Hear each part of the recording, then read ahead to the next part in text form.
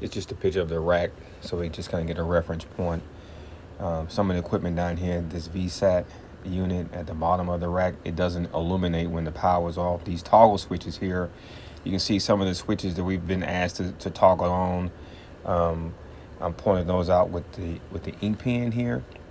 The rack that's giving us a problem, or the instrument that's giving us a problem, is this battery backup here. This is I found a picture of it like on the internet. I don't know if it's the right one, but it's a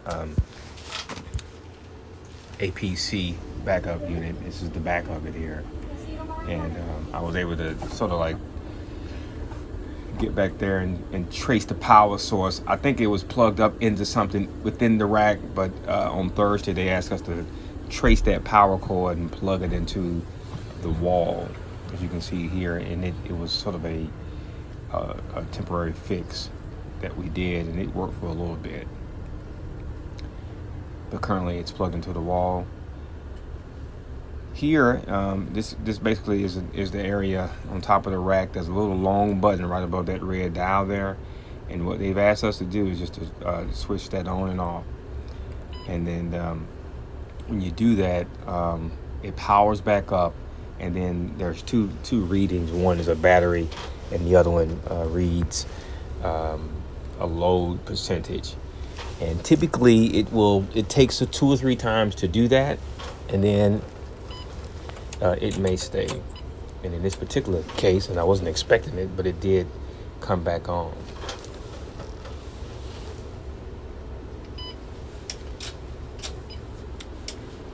I thought there might be a relationship between the load, you can't see it here, and at some point during the load it would just switch back off. So I was getting readings where it was like 35% or 41%, and then it would just shut back down again. But again, in this instance, and I didn't know what was going to happen when I started recording it, it stayed on, and the unit did what I guess it's supposed to do.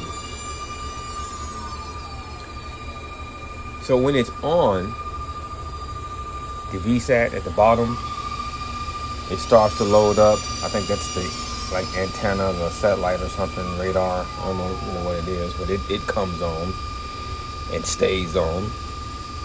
Also, when I move back up the rack, all of those little orange switches they have like cards in them. One of them is the phone. One is SW2, SW5.5. All of those come on. And again, when that one APC unit is out, it's gone. And I think this just shows how the APC unit on the top, it plugs into another unit that's parallel to the floor, and so the phones here. You can see the phones are in red in the rooms. It's flashing, and it says it's in use, and it also says that it's muted. So many guests are coming down saying, "Did you try to call me? Is there something wrong with my phone? I don't have a dial tone." And that switch over there, I've been asked on a number of occasions to turn that switch on and off. So it's green now.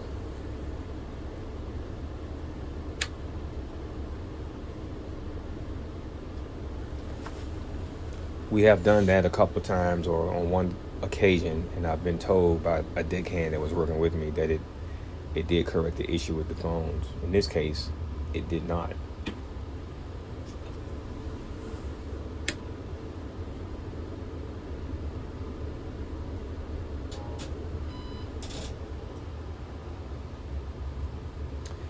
And then this is the Jazz Wi-Fi laptop. It seems to be impacted as well, which is the most important thing, is that we don't have Wi-Fi. And again, guest starts to call us about not having Wi-Fi. On one particular occasion, this is just more intel, the rack was down, but the support, our IT was showing that the Jazz was up, that it had actually, it showed that we were online. But on the laptop, it was showing that we were not. So here, It's in default again, and you can see contact APC support as a serial number. It also flashes kind of like an address. I think I've sort of killed the image there. A couple of things that happens when that system is failing is it's got false static. Well, you can see now at the bottom the VSAT unit is off.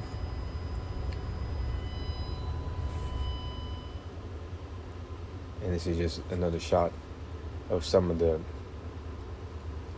illustrations that comes up on the reader when this unit is not working correctly.